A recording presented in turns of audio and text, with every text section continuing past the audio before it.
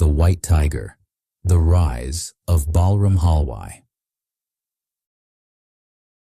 In the restless heart of India, where the scent of coal smoke and sweat mingle with the dust of endless roads, a boy was born in a village that never had a name. People remembered.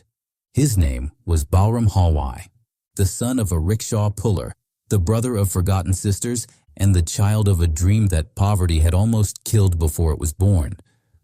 They called him Munna First Boy, because no one had thought to name him yet. But the schoolteacher, in one of his rare sober moods, renamed him Balram, a name that meant strength, a cruel joke in a land where the strong always fed on the weak. The village was called Laxmangarh, a nest of mud huts and broken backs under the shadow of a hill. From that hill, you could see everything: the fields that belonged to landlords, the buffalo that belonged to landlords, and the people who belonged to landlords. They were known as the stork, the mongoose, the wild boar, and the buffalo, each named for the way they devoured their prey. And Balram's family was the prey. But inside Balram, something stirred. Something dangerous, something awake. A mind that refused to stay chained to the ground. He watched. He listened. He learned. When the others bowed, he calculated. When they obeyed, he observed. He knew early that there were two Indias, the one that eats and the one that is eaten. And he would no longer be the meal. He became a driver in the city Delhi, a jungle made of glass, traffic, and ambition.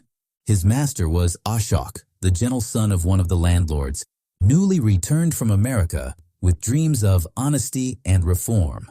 Balram drove him through the maze of political power and corruption, where the poor vanished into the gutters and the rich dined in silence. But the more Balram served, the more the beast in him began to stir. He called it the rooster coop, the invisible cage that kept servants loyal even when freedom was one blow away. A cage built not of iron, but of fear. Fear of losing one's family. Fear of becoming no one. But Balram was not like the others.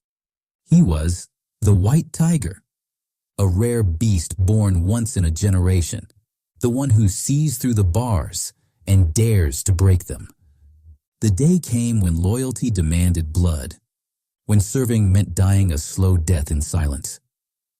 Balram looked at his master, his kindness, his weakness, and saw in him not a man, but a mirror. And that night, under a moonless sky, the driver became the predator.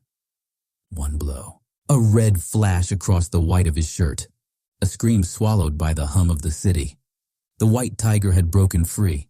He fled to the south, to Bangalore, the city of computers and dreams, where new masters had risen in glowing towers. There, he became one of them. A businessman, a provider, a man who built his empire on wheels and wires. He bribed, bargained, and bought his place among the powerful. And at night, he wrote letters to the Premier of China, telling the story of how a man from the mud could rise, not by luck or virtue, but by clarity. The moment you realize what is wrong with this world, he wrote, there is only one thing left to do: become your own master. Balram had killed, yes, but he had also been reborn. For in a land where the poor are kept blind by devotion, he had chosen sight, however painful. He no longer prayed to gods. He no longer bowed to men. He looked at his reflection and saw not guilt, but truth. And that truth was simple. Freedom is never given. It must be taken. Years later, when Balram stood at the window of his office, watching the neon city pulse beneath him, he thought of Laxmangarh, the hill, the dust, the faces that still bowed. He whispered to the night, "You taught me to crawl. I taught myself to stand." And in the darkness of his soul, the White Tiger smiled, alone, awake, and free.